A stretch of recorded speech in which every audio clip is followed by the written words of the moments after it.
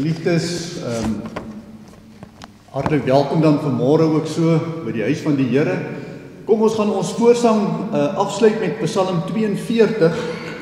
Psalm 42 vers 1 tot 5. Ons is in die tyd van die herdenking van die uitstorting van die Heilige Gees. Dit word tegnies eers herdenk volgende week in Sondag.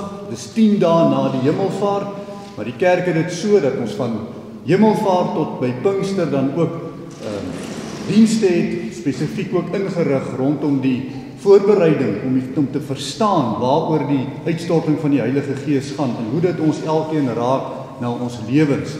So dit is dan nou in hierdie 10 dae periode, soos wat die Here Jesus het ook so vir ons gewerk het. Nou kom ons maak oop by Psalm 42 waar ons dan gaan afsluit. Die voorsang gaan afsluit met vers 1 en vers 5, ons doen dit staande.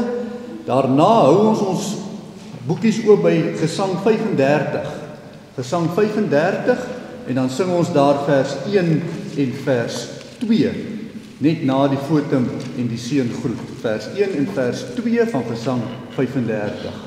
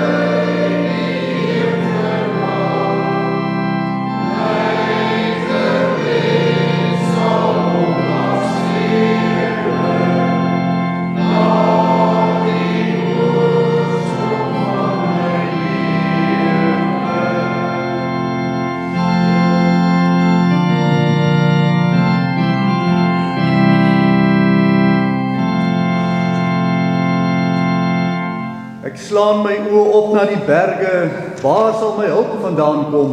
Ons hulp is in die naam van die Here, wat hemel en aarde gemaak het, en trou bly tot in ewigheid, en nooit laat vaar die werke van sy hande nie. Geliefdes, genade vir julle en vrede van hom wat is en wat was en wat kom, en van die 7 geeste wat voor sy troon is, en van Jesus Christus die getroue getuie, die eersgeborene uit die dode, en die owerste oor die konings van die aarde. Amen.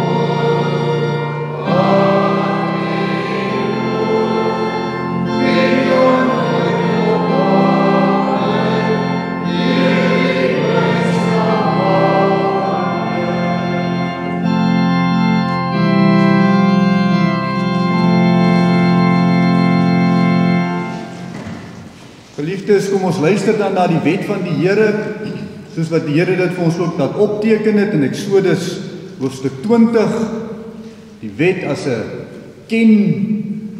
kenmiddel van ons sondige mens, 'n tugmeester na Christus toe, en uiteindelik ook, nadat ons in Christus dan ook ons verlossing gevind het, hy wat ons regverdigmaking is, word die wet dan uiteindelik ook ons reël van ons dankbaarheid. Nie om gered te word doen ons die wet nie, maar uit die dankbaarheid dat ons gered word. So kom ons luister dan ook so na die wet van die Here van Eksodus 20. Toe het God al hierdie woorde gespreek en gesê, ek is die Here jou God, wat jou uit Egipte land uit die slawehuis uitgelei het. Jy mag geen ander gode voor my aangesig hê nie. Jy mag vir jou geen gesneede beeld of enige gelykenis maak van wat bo in die hemel is, of van wat onder op die aarde is, of van wat in die waters onder die aarde is nie. Jy mag jou voor in die neerbuig en hulle nie dien nie, want ek die Here jou God is 'n jaloerse God, wat die misdaad van die vaders besoek aan die kinders, aan die 3de en aan die 4de geslag van die wat my haat. En ek bewys barmhartigheid aan duisende van die wat my liefhet en my gebooie onderhou. Jy mag die naam van die Here jou God nie ydelik gebruik nie, want die Here sal die een wat sy naam ydelik gebruik nie ongestraf laat bly nie. Gedenk die Sabbatdag dat jy dit heilig. 6 dae moet jy arbei en al jou werk doen, maar die 7de dag is die Sabbat van die Here jou God. Dan mag jy geen werk doen nie. Jy of jou seun of jou dogter, of jou dienskneg of jou diensmaagd, of jou vee of jou vreemdeling wat in jou poorte is nie. Want in 6 dae het die Here die hemel en die aarde gemaak, die see en alles wat daarin is, en op die 7de dag het hy gerus. Daarom het die Here die Sabbatdag geseën en dit geheilig. Eer jou vader en jou moeder, dat jou dae verleng mag word in die land wat die Here jou God aan jou gee. Jy mag nie doodslaan nie, jy mag nie egbreek nie, jy mag nie steel nie, jy mag geen valse getuienis teen jou naaste spreek nie, jy mag nie jou naaste se huis begeer nie, jy mag nie jou naaste se vrou begeer nie, of sy dienskneg of sy diensmaagd, of sy os of sy esel, of iets wat van jou naaste is nie.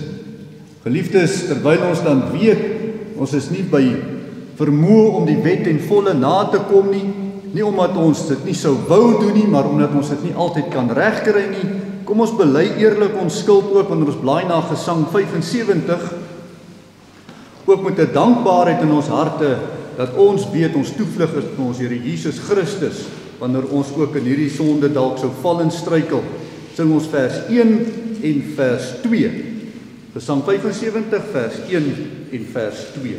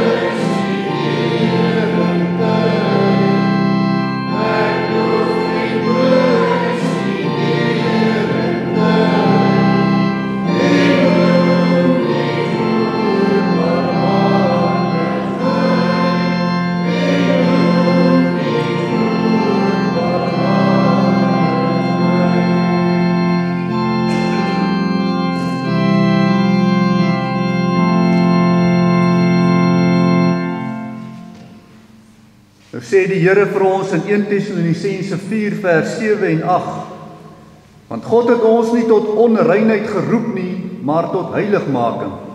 Daarom, hy wat dit verwerp nie 'n mens nie, maar God wat ook sy Heilige Gees aan ons gegee het. Daarom geliefdes, aan almal wat met 'n ware berou en opregte geloof hulle toevlug neem tot hulle enigste verlosser, Jesus Christus, verkondig die woord van God dan vir ons, die vergifnis van jou sonde. Maar in elkeen wat in die sonde volhard en die genade in Jesus Christus verwerp, vermaan die woord van God ons, dat die toorn en die straf van die Here op hom bly, solank ons in hierdie sonde van ongeloof in Jesus Christus bly lewe. Ons as kerk van die Here Jesus het dan ook ons belydenis, kom ons doen ons belydenis opreg soos wat ons dit dan ook bely het saam met die kerk van alle eeue. Ek glo in God die Vader, die Almagtige, die Skepper van hemel en aarde, en in Jesus Christus, sy eniggebore Seun, ons Here, wat ontvang is van die Heilige Gees, gebore is uit die Maagd Maria, wat gelei het onder Pontius Pilatus, gekruisig, gestorwe en begrawe is, en ter helle neergedaal het, wat op die 3de dag weer opgestaan het uit die dode, opgevaar het na die hemel, en sit aan die regterhand van God, die Almagtige Vader, vanwaar hy sal kom om te oordeel die lewende en die dode. Ek glo in die Heilige Gees. Ek glo aan 'n heilige algemene Christelike kerk, die gemeenskap van die heiliges, die vergewing van sondes, die wederopstanding van die vlees en 'n ewige lewe. Amen. Geliefdes, ons blaai na Gesang 84, as danksegging vir wat die Here vir ons kom doen het, maar ook as voorbereiding op die woord, dat dit ook sal ingang vind in ons harte, sing ons vers 11, Gesang 84 vanaf vers 11. Amen.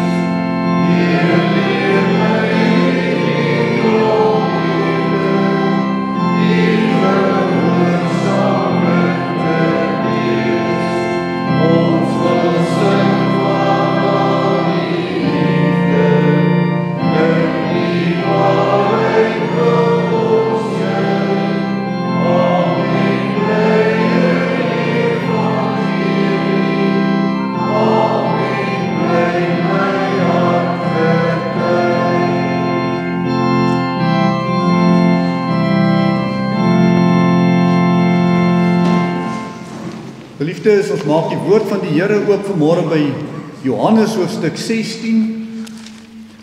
Johannes hoofstuk 16. Baie belangrik dat die Here vooraf vir die apostels als vertel wat gaan gebeur, want die geloof is uit die gehoor. Nie uit die bewyse van alles wat gebeur nie. So hy vertel vir hulle alles wat gaan gebeur, en dan moet hulle wag totdat dit gebeur. En dit gebeur ook met ons as kerk van die Here Jesus Christus. Die geloof moet beantwoord word. Ons moet die onsienlike kan sien. En so word dit ook gedoen met die disippels in hoofstuk 16. Ons gaan die hele hoofstuk daar lees. Voordat ons lees uit die woord van die Here uit, kom ons verenig in gebed saam. Ons almagtige God en hemelse Vader, Here, wanneer ons vanmôre weer so by mekaar is, versamel deur u Gees, dan is daar vir ons soveel bewyse van hoe dat u met ons werk deur u Gees. Here, daar is vir ons soveel dankbaarheid in ons harte om te weet dat weens die werking van u Gees kan ons ook weet van u Seun, kan ons leer van u Seun. En hoe heerlik, Here, is om dit te weet, dat ons tot die Vader troon kan gaan deur u Seun. En so ook, Here, wanneer ons vanmôre hierdie stuk dan ook saam lees uit Johannes 16 uit, dat ons ook opnuut weer herinner sal word aan hoekom alles moet gebeur soos wat dit gebeur het. Dat dit ook opnuut ons geloof kan versterk in dit wat die apostels vir ons as getuienis kom neerskryf het, om dit vir ons te leer. Open nie ons verstand en open nie ons harte. Spreek, Here, want die diensknegt en die diensmaagd, die wil luister. Amen. Johannes 16. Hierdie dinge het ek vir julle gesê, sodat julle nie mag struikel nie. Hulle sal julle uit die sinagoges ban. Ja, daar kom 'n uur dat elkeen wat julle om die lewe bring sal dink dat hy 'n diens aan God bewys. En dit sal hulle aan julle doen omdat hulle die Vader nie ken nie en my ook nie. Maar hierdie dinge het ek vir julle gesê, sodat wanneer die uur kom, julle kan onthou dat ek julle dit gesê het. Maar ek het julle dit nie van die begin af gesê nie, omdat ek saam met julle was. En nou gaan ek na hom wat my gestuur het, en niemand van julle vra my, waar gaan u heen nie? Maar omdat ek dit vir julle gesê het, het droefheid julle hart vervul. Maar ek sê julle die waarheid, dit is vir julle voordelig dat ek weggaan. Want as ek nie weggaan nie, sal die trooster nie na julle kom nie. Maar as ek weggaan, sal ek hom na julle stuur. En as hy kom, sal hy die wêreld oortuig van sonde en van geregtigheid en van oordeel. Van sonde, omdat hulle in my nie glo nie. En van geregtigheid, omdat ek na my Vader gaan en julle my nie meer sien nie. En van oordeel, omdat die owerste van hierdie wêreld geoordeel is.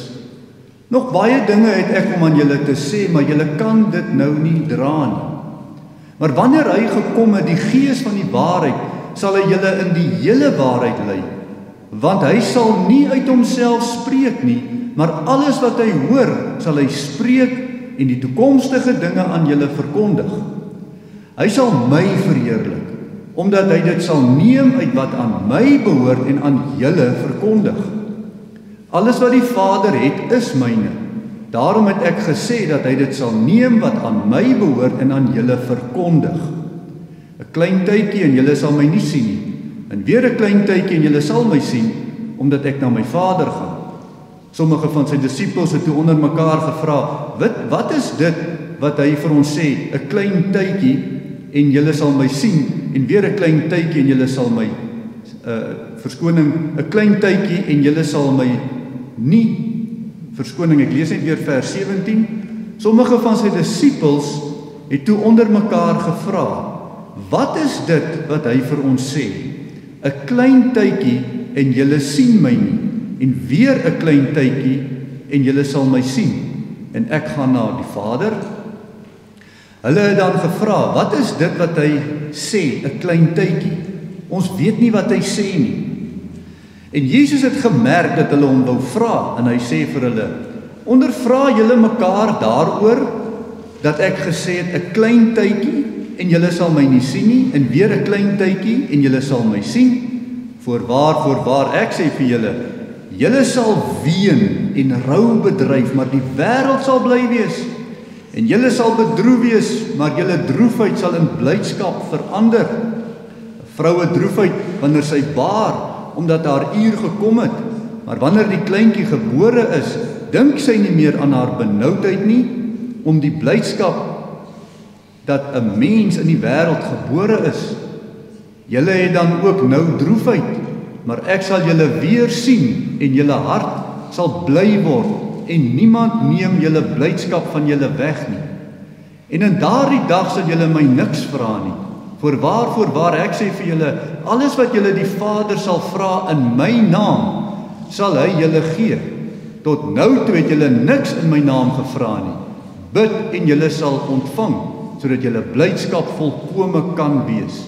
Nou hierdie dinge het ek deur gelykenisse tot julle gespreek, maar daar kom 'n uur wanneer ek nie meer deur gelykenisse tot julle sal spreek nie, maar julle openlik van die Vader sal vertel.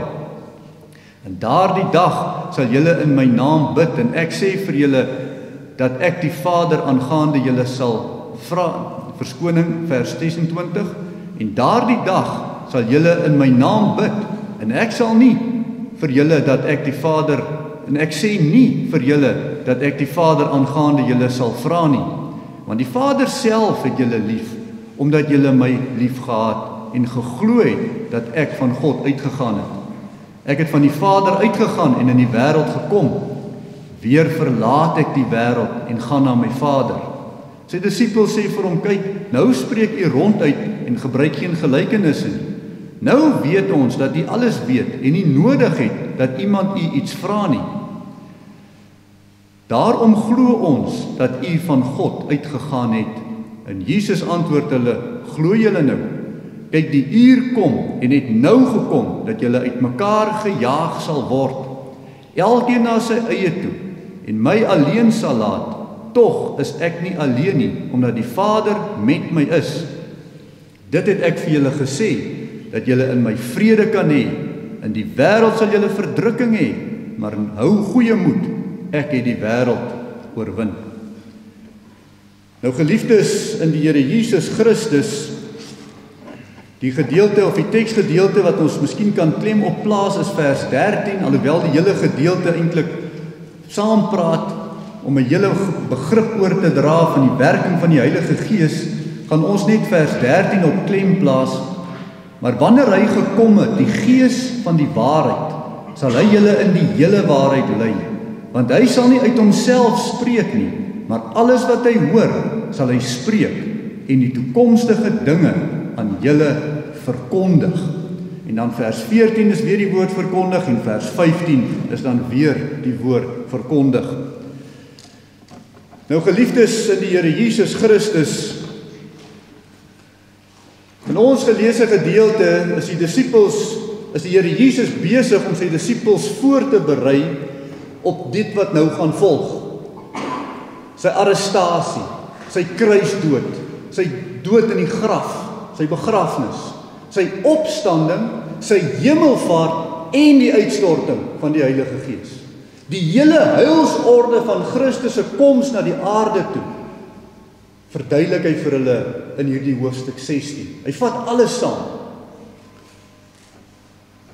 Nou, om vooraf iets te weet van die goddelike waarheid, is daarom om tot 'n kennis te kom van die goddelike waarhede. Dis sonder om dit te sien, net so die disippels het nog nie gesien nie, maar hulle het hierdie kennis nou gekry. En dit moet nou by hulle 'n geloof wees, totdat al hierdie goed gebeur. Om vooraf geleer te word, om wat volgende te gebeur, vas te vat, as die beginsel van die geloof in die hart. Kennis wat vertrou word is geloof. Tog beaam die disippels hier, nou dat hy vir hulle hierdie goed vertel het, nou kan hulle glo. In vers 31, Jesus antwoord hulle, glo julle nou? Kyk, die uur kom, en het nou gekom dat julle uit mekaar gejaag gaan word. Die disippels het iets verstaan.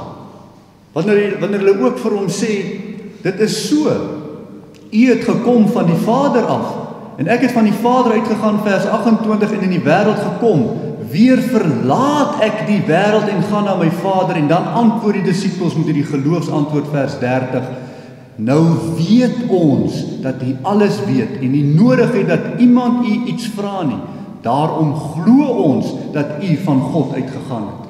Bloot op grond van dit wat die Here Jesus vir hulle vertel, wat nou nog moet gebeur, is daar alreeds 'n geloofsverankering in die disippels. Ook ons, nadat alles nou al gebeur het, leef ons in 'n geloof van die opstanding en die ewige lewe. Dis al wat ons het ons die geloof. Glo julle nou? Hy sê vooraf, dat hulle sal 'n kort tydjie bedroef wees, nogal 'n redelike stukkie waar hy klem lê op die kort tydjie gedagte. Hy sê vooraf dat hulle sal 'n kort tydjie bedroef wees, vers 16, 'n klein tydjie, en julle sal my nie sien nie, en weer 'n klein tydjie, en julle sal my sien, omdat ek na die Vader gaan. En hier voorspel hy vir hulle die kort tydsverloop, van sy dood in die graf, tot sy opstanding. Vir hierdie kort tydjie sal die disippels uit mekaar uitgespat word, nie net in die wêreld nie, maar ook in hulle binnekante. Want hulle gaan nie verstaan wat dit nou alles hier gebeur in die terme van die dood van Christus nie. Want hulle het verwagtinge gehad.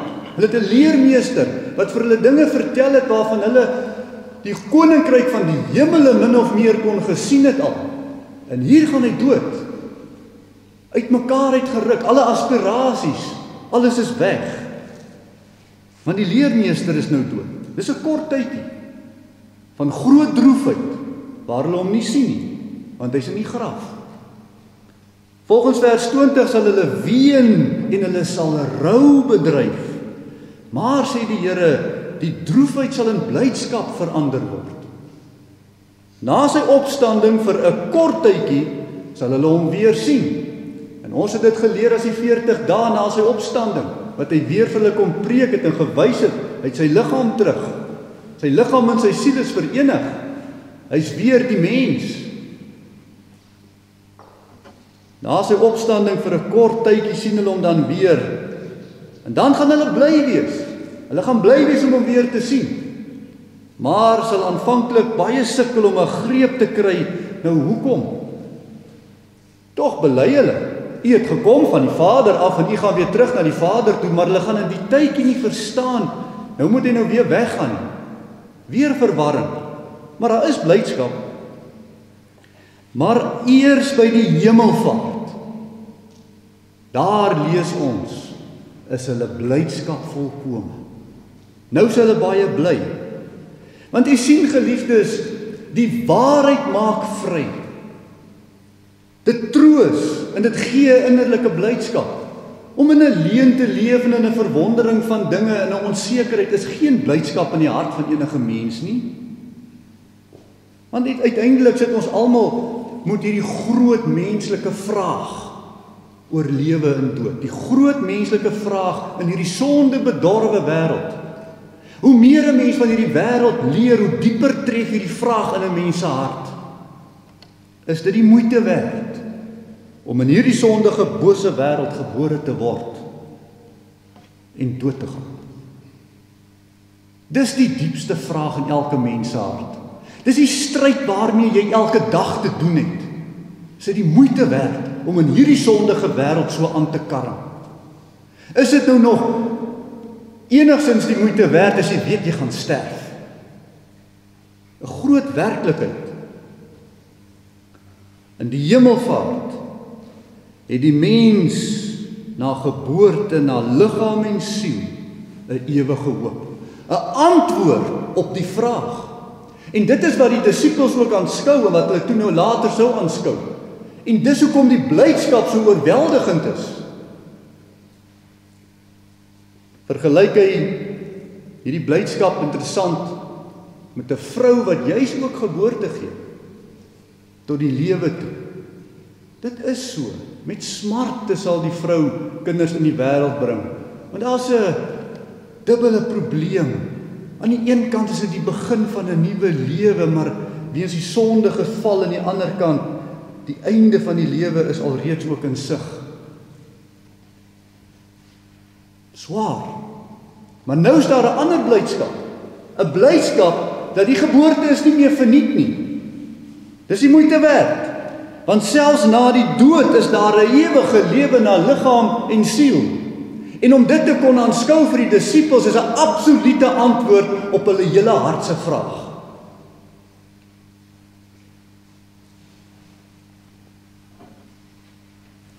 Maar hy sê hulle dit alles vooraf. Sodat hulle nie eers in die geloof, sodat hulle eers in die geloof moet wandel en nie in die aanskoue nie. Sien u wat hy doen? Hy vertel vir hulle die hele proses van waar hulle droefheid sal wees, waar hulle blydskap in lê. Maar hulle moet in die geloof hierna toe wandel, nie in die aanskoue nie.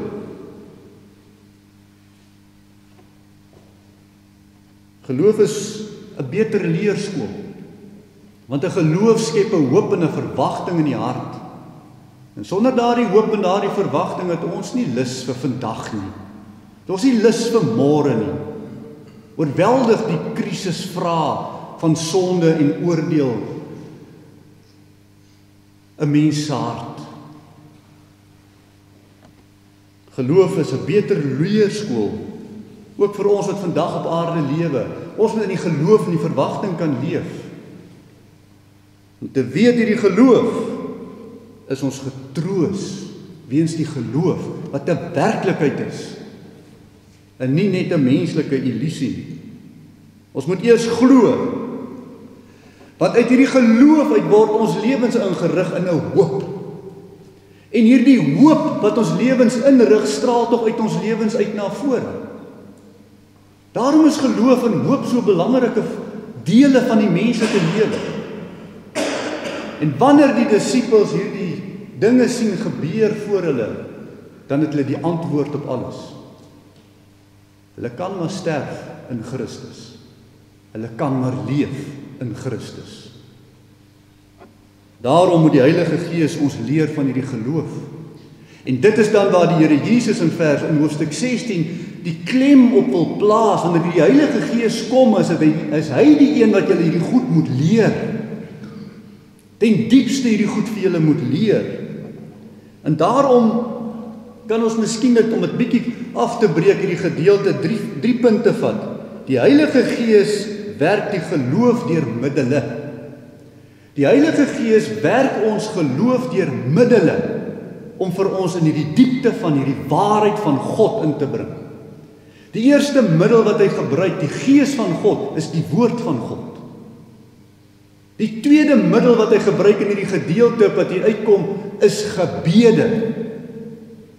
Julle sal vir my enige iets vra en julle sal dit ontvang. Die derde middel wat hy hier gebruik is onsself, die kerk as 'n middel. In die eerste plek, hy leer deur sy woord. Johannes 16 vers 13, maar wanneer hy gekom het, die Gees van die waarheid, sal hy julle in die hele waarheid lei, want hy sal nie uit homself spreek nie.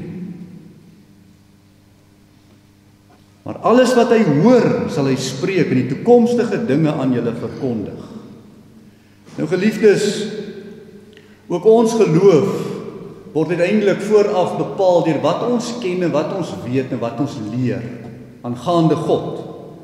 Maar vele mense sal nie die kennis aanvaar uit die woord van God uit nie, nog minder te sê vertrou.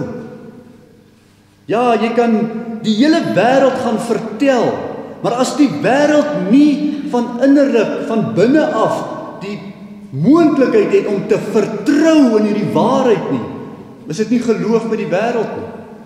Hy sal nie glo nie.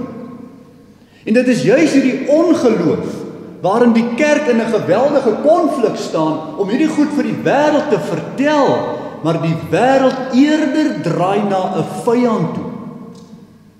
En 'n brutale vyand is op die geloof in Jesus Christus. En dit is daarom voordelig dat die Heilige Gees die middel van die woord van God gebruik om vir ons te help om hierdie kennis ook vir onsself te leer, maar ook te kan leer aan ander. Die skrifte is die eerste middel van onderrig. Die hele skrif getuig van ons Here Jesus Christus. Praat van die knegt van die Here.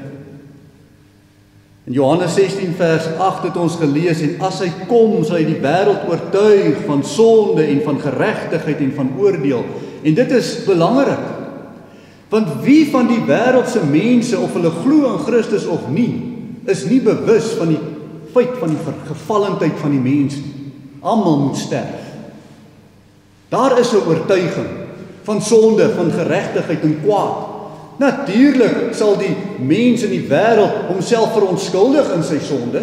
Natuurlik sal die mens in die wêreld homself wil regverdig. Natuurlik sal die mens in die wêreld sê, ja, daar's 'n oordeel en selfs daarmee spot, want hy kan niks daaraan doen nie.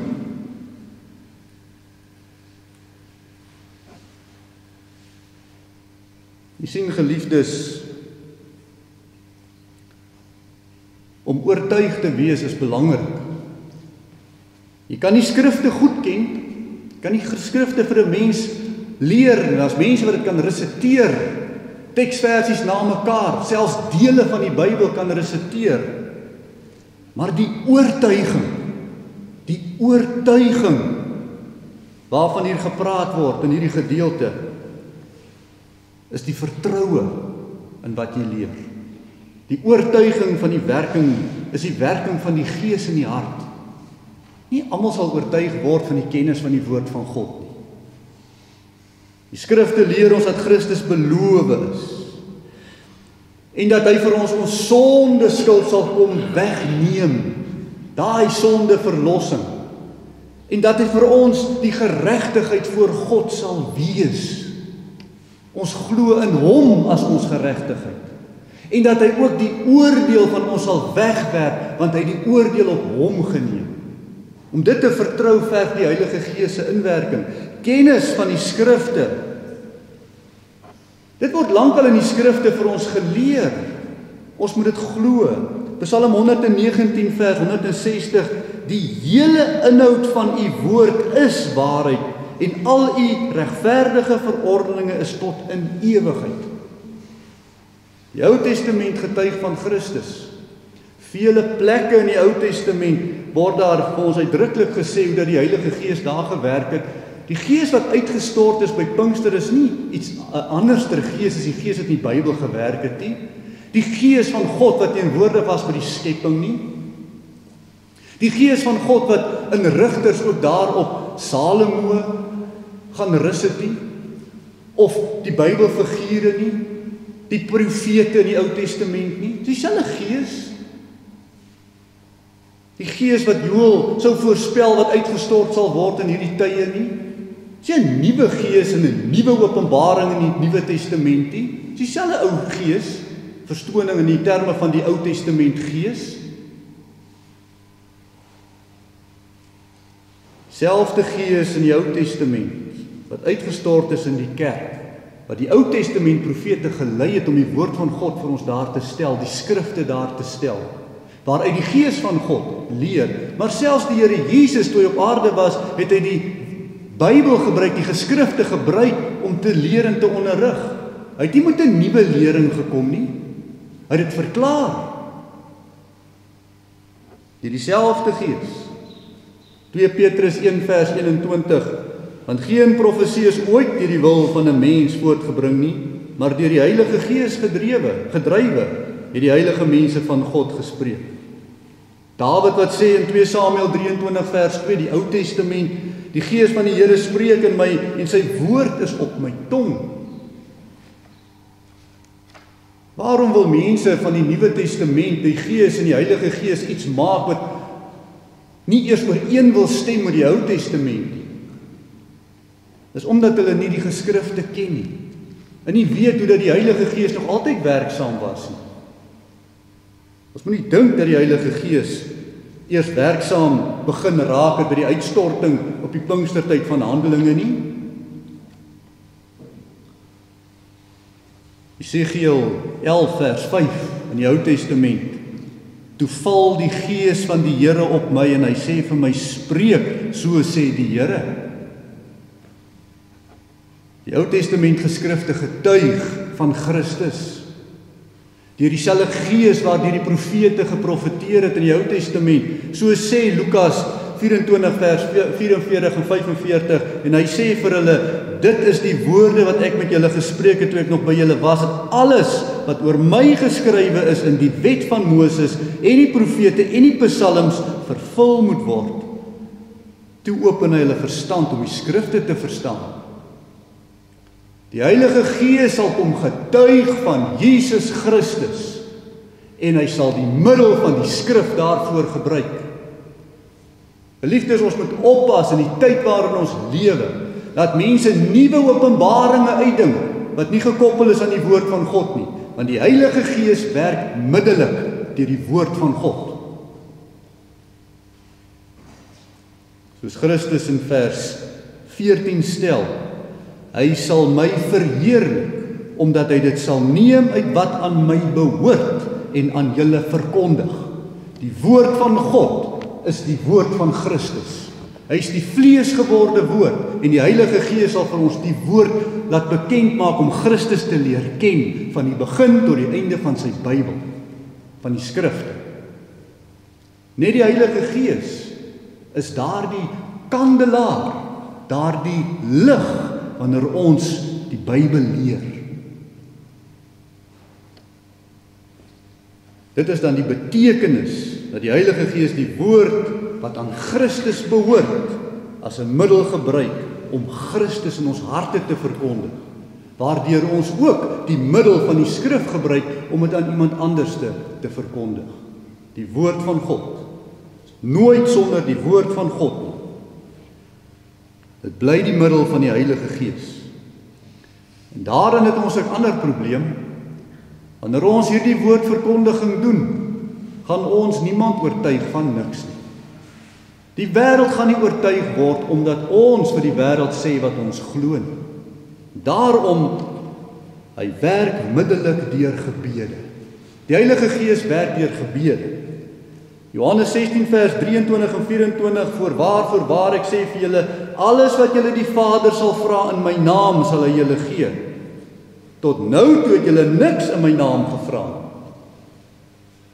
Bid en julle sal ontvang, sodat julle blydskap volkome kan wees. Hulle het niks in die naam van Jesus gevra in die tyd wat die Here Jesus saam met hulle op aarde was nie, hy het hulle direk gevra.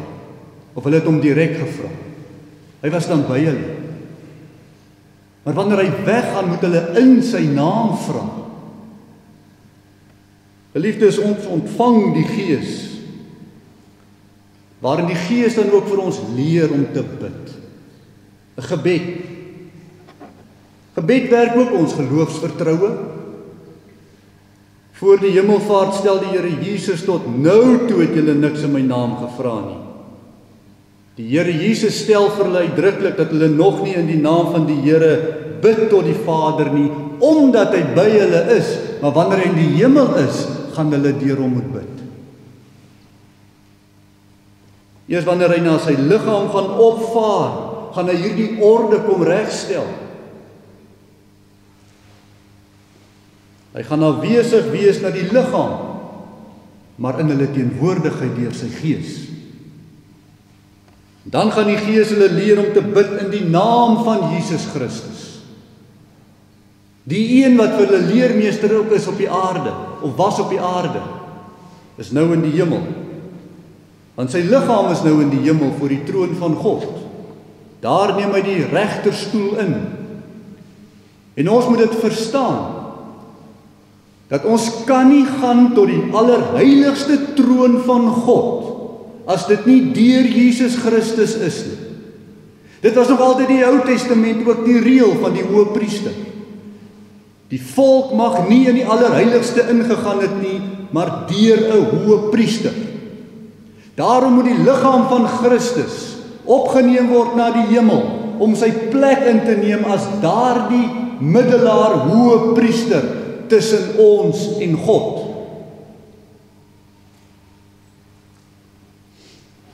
Net so goed as wat hulle vir hom in hulle teenwoordigheid alles dan gevra het, net so goed kan ons nou alles vra in die Gees, deur die Seun tot die Vader.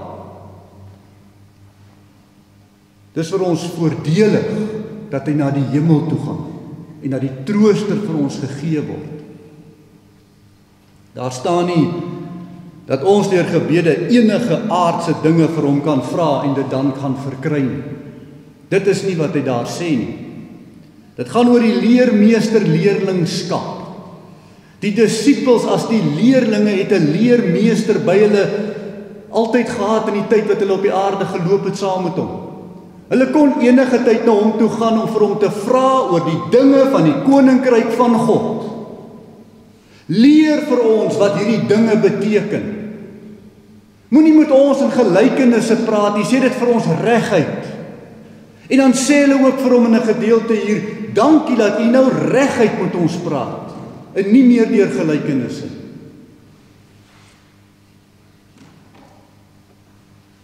Dit gaan oor die aardse krisis. Wat word van my mens wanneer ek sterf?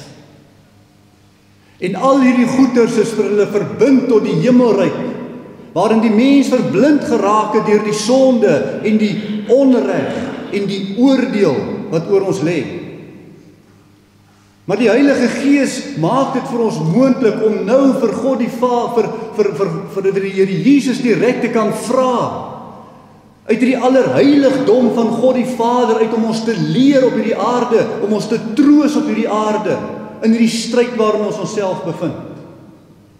Ons kan hom enige iets daarvan vra. Dit sluit nie uit dat ons ook vir hom kan vra om vir ons te sorg na die liggaam op aarde nie. Dit sluit nie uit dat wanneer ons voor die Here gaan staan en vir hom vra, Here, help ons met dit of help ons met dat nie.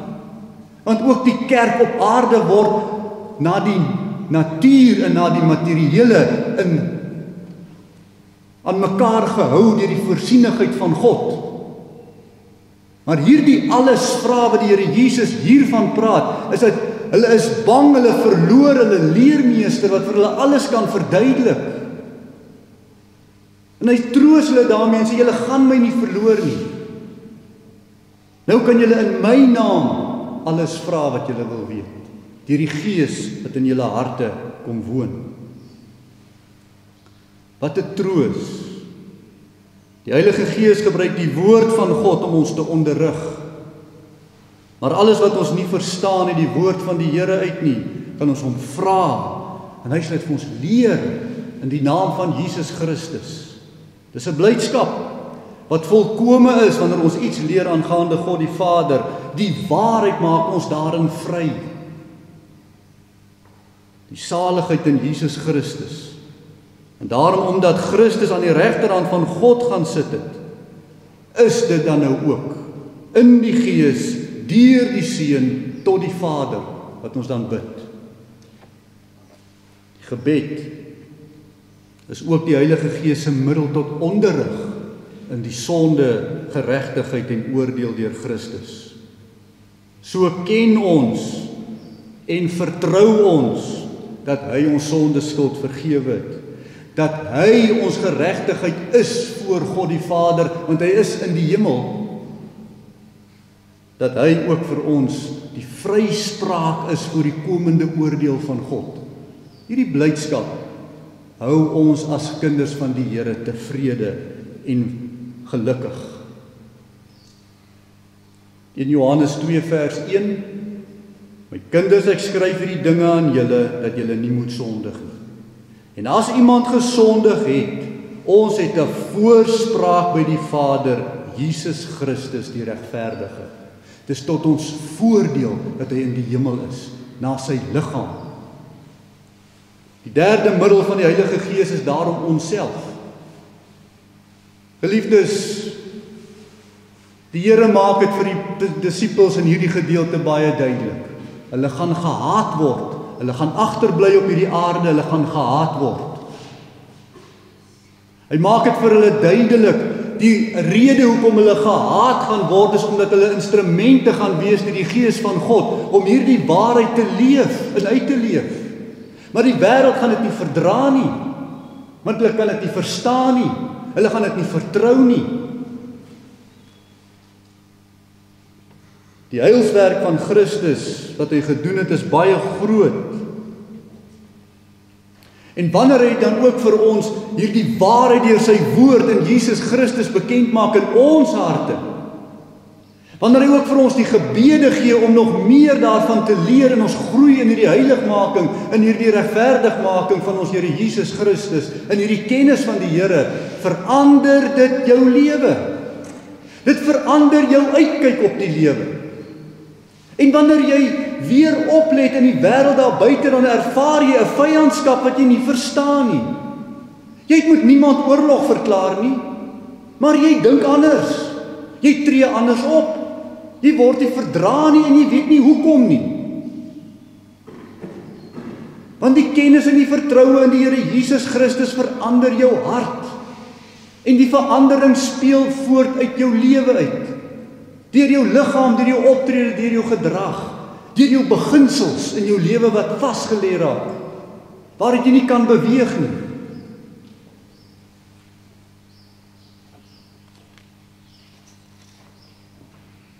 Dan verander so baie dinge vir ons, maar die Here wys dit al vir die disippels vooruit. Julle weet, en julle behoort te weet wat gaan gebeur. Middelik word die disippels die eerste getuienis. Die getuienis is nie ons eerste nie, dis die disippels. Die disippels is so bevoorreg dat hulle kon sien hoe die Here opvaar na die hemel toe. Wat 'n ongelooflike openbaring van die waarheid van al my vrae in die hemelvaart van die Here Jesus Christus. En daarom word hierdie 12 so uitgekies, dat hulle sal ook vir ons die Nuwe Testament skryf. Dit is hulle ooggetuienis wat hulle vir ons op skrif kom sit het, om vir ons te vertel, waarin al die disippels doodgemaak is vir dit wat hulle in geglo het. Maar met 'n vreugde en 'n blydskap in hulle hart. Hoekom? Want hulle is nie meer bang nie, hulle verstaan. Deur die Gees van God was hulle nooit alleen nie in lewe nie en ook nie in sterwe nie. Die uitstorting van die Heilige Gees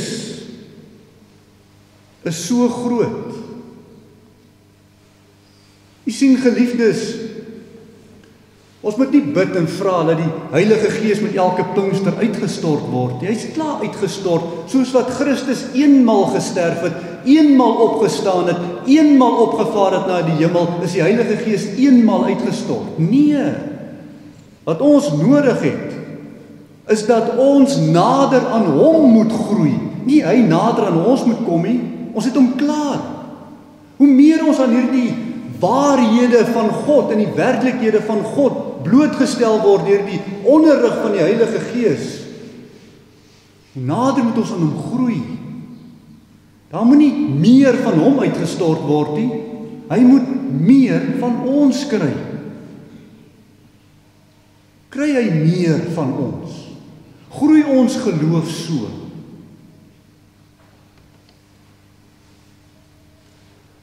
Jy's Jesaja 63, en dis in die Ou Testament, geliefdes, Jesaja 63 vers 10, sê Jesaja hierdie woorde, en hy waarsku. Maar hulle was wederstrewig en het sy Gees, of sy Heilige Gees, bedroef. Daarom het hy vir hulle in 'n vyand verander. Hy self het teen hulle gestry.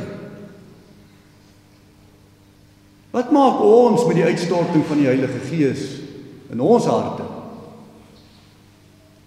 Laat ons doen wat die Nuwe Testament op grond hiervan waarsku in Efesiërs 4 vers 30. En bedroef nie die Heilige Gees van God nie, deur wie julle verseël is tot die dag van verlossing. Hoe? Deurdat ons nou al kan leer en nou al kan bid en vra, Here, leer vir ons, wat beteken u geregtigheid? Leer my sonde, leer my dat ek kan berou hê hiervoor, leer my die vergifnis, leer my die geregtigheid in Christus, leer my, Here, wat die dankbaar moet wees in my hart, dat ek die oordeel van God vrygespring het, dat dit wys in my lewe, deur die Heilige Gees wat ook my wil gebruik as 'n middel, om ook ander te kan bereik, oor hierdie evangelie van Jesus Christus. Die woord, gebede en jouself is die middels wat die Heilige Gees gebruik in die kerk van die Here.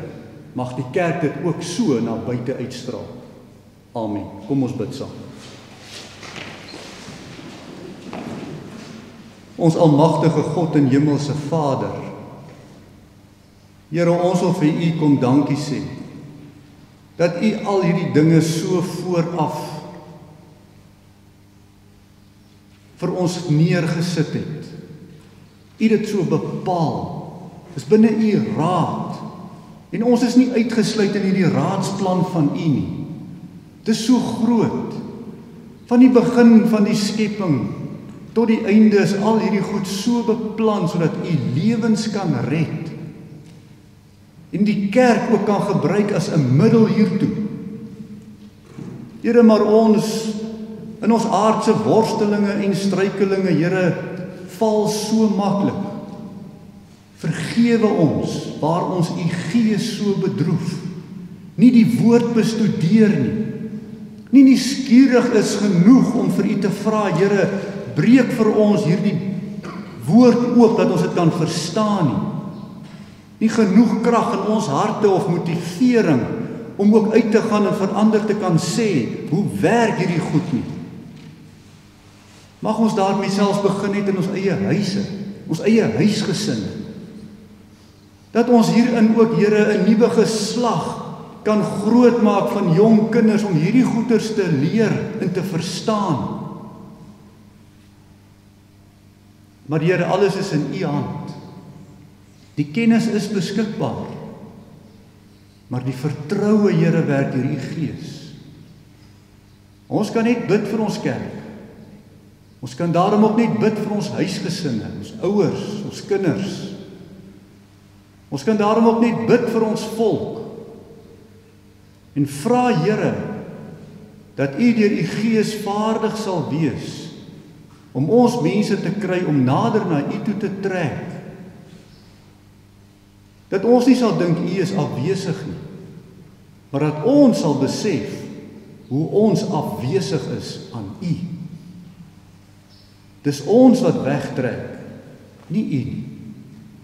Help vir ons, Here, bekeer u ons harte en lei u ons terug op die regte weë.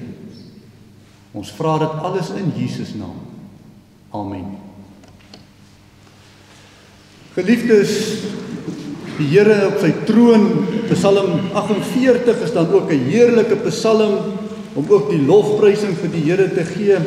Psalm 48, kom ons sluit dan af met vers 1 en vers 5. Vers 1 en vers 5 van Gesang 48. Thanks.